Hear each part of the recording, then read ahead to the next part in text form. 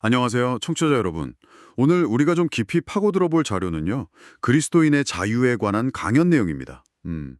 이게 참 익숙하면서도 또 되게 까다로운 주제잖아요. 네, 맞아요. 핵심 인물은 역시 사도 바울이고요. 그가 예루살렘으로 갔던 그 여정, 그리고 거기서 벌어졌던 아주 뜨거운 논쟁. 이걸 통해서 성경이 말하는 진짜 자유가 뭘까? 그 본질을 한번 같이 탐색해 보려고 합니다. 이게 단순히 뭐 이거 해도 되나, 저거 하면 안 되나 이런 규칙 문제가 아니더라고요. 그렇죠. 이 자료를 보면 믿음 안에서 우리가 얻는 해방, 그리고 또 거기에 따르는 책임까지 아주 깊숙이 다루고 있어요. 네, 맞습니다. 그래서 핵심 질문은 이거 같아요. 성경이 말하는 자유, 그거 정말 내 마음대로 하는 걸까요? 아니면 뭔가 전혀 다른 차원의 이야기일까요? 자, 한번 그 속으로 들어가 보시죠. 우선 바울이 예루살렘으로 갔던 것부터 좀 보죠. 14년 만에 갔다고 나오는데 혼자 간 게 아니고 바나바랑 디도, 동역자들인 같이 갔어요. 네. 근데 이 여정의 동기가 참 흥미롭더라고요. 보통 우리가 생각하기엔 뭐 큰 성과를 내면 본부에 가서 보고하고 인정받고 싶고 뭐 그렇잖아요. 그렇죠. 의뢰 그럴 수 있죠. 근데 이 자료에서는 바울은 전혀 그런 목적으로 간 게 아니다. 이렇게 짚어져요. 맞습니다. 그 갈라디아서 본문을 보면 바울이 직접 계시를 따라 올라갔다. 이렇게 명확하게 밝히거든요. 아, 계시요? 네. 이건 뭐 인간적인 계산이나 성공 보고 이런 거랑은 완전히 거리가 멀어요. 전적으로 하나님의 인도하심, 그분의 뜻을 따른 움직임이었다 이거죠. 심지어 강연에서는 사서행전 기록을 인용하면서 바울이 예루살렘 가면 분명히 어려움이 있을 거다. 뭐 결박이나 환란이 기다린다. 이걸 성령을 통해서 이미 알았다는 거예요. 알면서도 갔다고요? 이건 진짜 쉽지 않은 결정인데요. 그렇죠. 근데 그 사도행전에 나오는 바울의 고백을 보면 그 마음을 좀 알 수 있어요. 나의 달려갈 길, 또 주 예수께 받은 사명, 그러니까 하나님의 은혜의 복음을 증언하는 이 일을 마치기 위해서는 내 생명조차도 조금도 귀한 것으로 여기지 않는다. 이런 고백을 하거든요. 와, 대단하네요. 네, 그러니까 모든 판단 기준이 하나님의 뜻, 그리고 복음 전파라는 그 사명, 여기에 딱 맞춰져 있었던 거예요.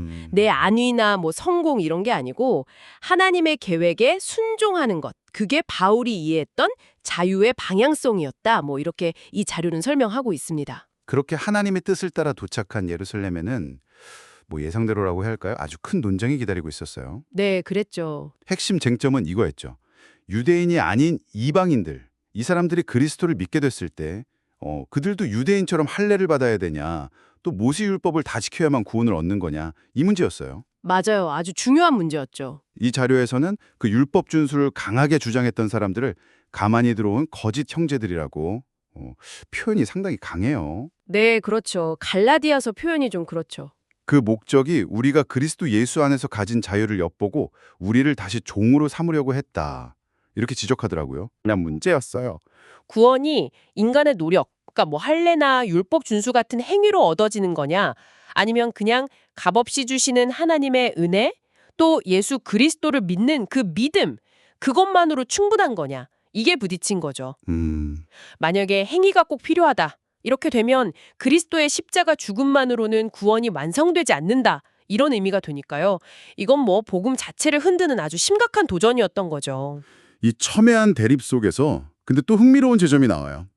그 사역 대상이 달랐던 두 검을 베드로하고 바울이 같은 목소리를 냈다는 거예요. 아, 네네. 베드로는 주로 유대인, 그러니까 할례 받은 사람들에게 복음을 전했고 바울은 주로 이방인, 무할례자들에게 복음을 전하도록 부름받았는데 전하는 메시지의 핵심은 정확히 같았다 이거죠. 그렇습니다.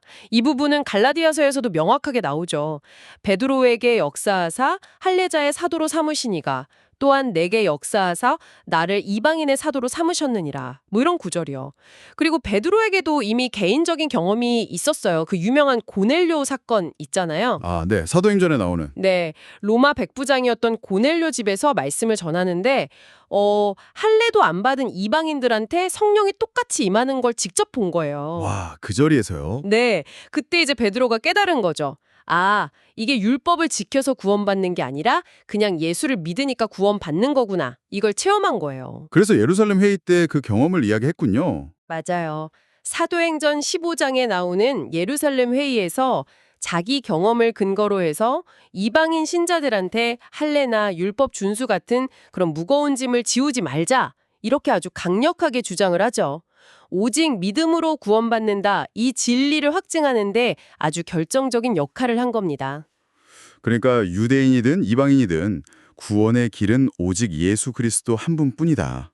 이 하나의 복음을 다시 확인한 아주 역사적인 순간이었네요. 그렇죠. 굉장히 중요한 순간이었죠. 근데요, 대체 할례가 뭐길래 이렇게까지 큰 이슈가 된 걸까요? 원래 의미는 뭐였는지 좀 궁금해지는데요.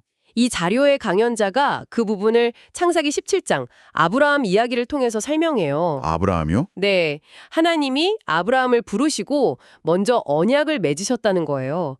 그리고 그 후에 언약 백성이라는 표시, 영어로 하면 사인이죠. 그걸로 할례를 명하셨다는 점을 강조해요. 아, 순서가 중요하다는 거군요. 맞아요. 순서가 핵심입니다. 할례가 구원의 조건, 컨디션이 아니라 이미 은혜로 선택받은 사람한테 주어진 증표였다는 거죠. 은혜가 먼저고 할례는 그 결과물이었다. 근데 시간이 지나면서 특히 일부 유대주의자들 사이에서 이게 완전히 뒤바뀌어 버린 거예요. 마치 구원을 얻으려면 반드시 해야 하는 필수 행위 조건처럼요. 아하, 그러니까 선결 조건이 아니라 결과의 증표였다. 와, 이거 중요한 포인트네요. 이 할례 논쟁을 겪으면서 그리스도인의 자유가 어떤 의미인지 좀 더 뚜렷해지는 것 같아요. 네, 그렇죠. 그럼 이 자유라는 게 단순히 뭐 율법 조항 몇 개에서 벗어나는 거, 그거 이상이라는 거군요. 그렇죠. 훨씬 더 근본적인 차원의 자유를 말하는 거죠. 강연에서는 에베소서 2장을 인용하는데요. 우리가 그리스도를 몰랐을 때는 영적으로 죽어 있었다는 거예요. 죄와 허물 때문에. 네. 그리고 세상 풍조 따르고 사탄의 지배 아래 있었고 육체의 욕심대로 살던 진노의 자녀. 쉽게 말하면 죄와 죽음의 종이었다는 거죠. 종이었다. 네. 근데 그리스도를 통해서 이 모든 속박에서 해방되어서 참 자유를 얻었다. 이걸 강조하는 겁니다. 요한복음에 나오는 진리를 알지니 진리가 너희를 자유롭게 하리라. 이 말씀처럼요. 여기서 진리는 바로 예수 그리스도시죠. 그분 안에서 죄의 권세 그리고 율법의 정죄로부터 완전히 해방된 상태. 이게 진짜 자유라는 거예요. 아, 이게 또 갈라디아서 말씀하고 연결이 되는데 유대인이나 이방인이나 종이나 자유인이나 남자나 여자나 다 그리스도 예수 안에서 하나다. 그리고 너희가 그리스도께 속한 자면 곧 아브라함의 자손이요 약속대로 유업을 이을 자다. 이런 선언이 나오거든요. 네. 그러니까 율법 행위가 아니라 오직 믿음으로 하나님의 자녀가 되는 자유. 약속의 상속자가 되는 자유를 얻었다는 거죠. 이게 핵심입니다. 와, 정말 근본적인 해랑이네요. 그런데 여기서 또 한 번 하고 고개를 갸웃하게 만드는 지점이 나와요. 바울의 실제 행동을 보면 좀 헷갈릴 수가 있거든요. 어떤 부분이요? 아까 예루살렘에 같이 갔던 디도 있잖아요. 헬라인 디도. 갈라디아서에서는 바울이 그에게 억지로 할례를 받게 하지 않았다. 이렇게 분명히 말해요. 네, 그렇죠. 그런데 나중에 사도행전을 보면 디모데라는 제자에게는 바울이 직접 할례를 행했다는 기록이 나온단 말이에요. 아, 네. 사도행전 16장이죠. 아니 왜 디도는 안 되고 디모데는 되는 건가? 이게 좀 일관성이 없어 보이기도 하고 혼란스러운데요. 아, 바로 그 지점이 그리스도인의 자유가 그냥 이론이 아니라 실제 삶에서 어떻게 지혜롭게 적용되어야 하는지를 보여주는 아주 중요한 대목이라고 할 수 있어요. 아, 그래요? 네, 핵심은 이거예요. 할례 자체가 구원의 본질이 아니다. 이건 이미 전제가 된 거죠. 그러니까 해도 되고 안 해도 되는 비본질적인 문제라는 인식이 있었던 거예요, 바울에게는. 디도는 완전한 이방인, 헬라인이었잖아요. 근데 만약 디도에게 할례를 강요하면 그건 마치 행위로 구원받는다고 주장하는 그 거짓 청제들의 가르침에 굴복하는 것처럼 보일 수 있었어요. 아, 그렇죠. 그래서 바울은 복음의 진리, 즉 믿음으로만 구원받는다는 이 진리를 지키기 위해서 디도에게는 할례를 행하지 않은 겁니다. 굽히지 않은 거죠. 그럼 디모데는 왜? 디모데는 상황이 좀 달랐어요. 어머니는 유대인이었고 아버지는 헬라인이었거든요. 당시 유대사회 관습으로는 어머니가 유대인이면 자녀도 유대인으로 여겼어요. 아, 그렇군요. 네. 근데 디모데가 앞으로 사역할 지역에는 유대인들이 많이 살고 있었단 말이죠. 그 사람들 입장에서는 할례받지 않은 사람이 회당에 들어와서 가르친다. 이건 받아들이기 굉장히 힘든 일이었을 거예요. 거부감이 심했겠죠. 그렇겠네요. 그래서 바울은 디모데가 유대인들에게 복음을 좀 더 효과적으로 전하기 위해서 불필요한 장벽이나 오해를 미리 제거하는 차원에서 할례를 행한 겁니다. 아하, 복음의 본질, 즉 믿음으로 구원받는다는 걸 훼손하지 않으면서 복음 전파라는 더 큰 목적을 위해서 내린 실천적인 지혜였다고 볼 수 있죠. 어떻게 보면 또 아버지가 헬라인인 디모데가 할례를 받음으로써 혈통이 아니라 믿음으로 아브라함의 후손이 된다는 그 복음의 진리를 역설적으로 보여주는 효과도 있었을 거고요. 와, 그렇군요. 그러니까 행동 그 자체가 중요한 게 아니라 그 행동이 복음의 진리를 지키면서 동시에 다른 사람들, 공동체에 어떤 영향을 미치는지를 깊이 고려한 결정이었다, 이 말이네요. 정확합니다. 이 자료에서도 우상에게 바쳐진 고기를 먹는 문제나 술 문제 같은 다른 예를 들더라고요. 네, 그런 예들이 있죠. 어떤 문화권에서는 식사 때 와인 한잔 하는 게 아주 자연스럽지만 또 다른 문화권에서는 그게 누군가에게는 큰 시험거리가 될 수도 있는 것처럼요. 그러니까 내 자유가 다른 사람에게 어떤 영향을 줄지 생각해야 한다. 이런 거군요. 네, 정확해요. 고린도전서 1장에 이 원리가 아주 잘 나와 있죠. 모든 것이 가하나 모든 것이 유익한 것은 아니요. 모든 것이 가하나 모든 것이 덕을 세우는 것은 아니니. 그리고 또 그런즉 너희가 먹든지 마시든지 무엇을 하든지 다 하나님의 영광을 위하여 하라. 아, 네. 유명한 말씀이죠. 이게 바로 자유 사용의 대원칙인 거예요.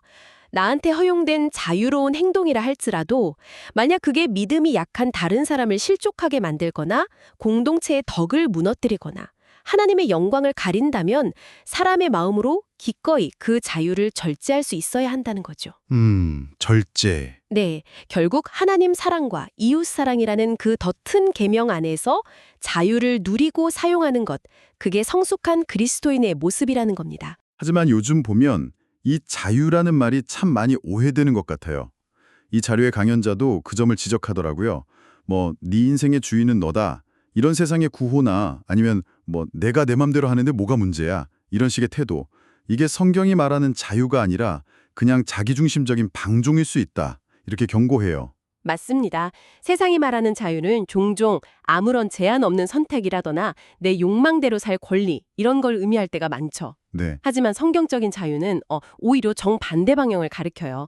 죄의 종살이에서는 해방되었지만 이제는 기쁨으로 하나님의 뜻을 따르고 또 복음과 공동체를 위해서 나 자신을 기꺼이 내어주는 그런 책임지는 자유를 말하는 거거든요. 책임지는 자유. 네. 이 자료에서 가나안 성도 현상을 잠깐 언급하는데요. 물론 교회에 나가지 않는 이유는 정말 다양하고 복합적이겠지만 때로는 개인의 신앙적 자유나 선택을 너무 강조한 나머지 공동체 안에서의 상호 책임이나 사랑의 실천 같은 중요한 측면을 놓치게 되는 경향과도 연결될 수 있지 않을까 조심스럽게 지적하기도 합니다. 그렇군요. 오늘 그리스도인의 자유에 대해서 정말 깊이 파고들어 봤습니다.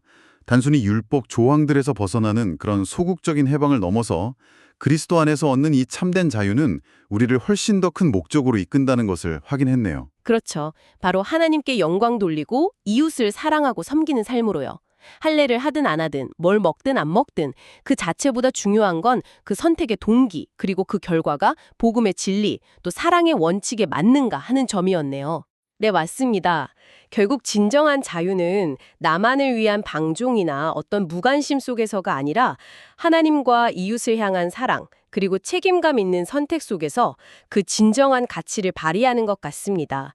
이 원리가 우리 삶의 모든 영역에서 아주 중요한 길잡이가 되어야겠죠. 청취자 여러분께 마지막으로 이런 질문을 던지면서 마무리하고 싶습니다. 여러분의 일상에서 자유는 지금 어떤 모습으로 나타나고 있나요? 오늘 우리가 함께 나눈 이야기처럼 여러분에게 주어진 그 자유가 어떻게 하면 나 자신을 넘어서 하나님의 영광을 드러내고 또 주변 사람들을 향한 구체적인 사랑과 섬김으로 이어질 수 있을지 한번 진지하게 고민해 보시는 건 어떨까요?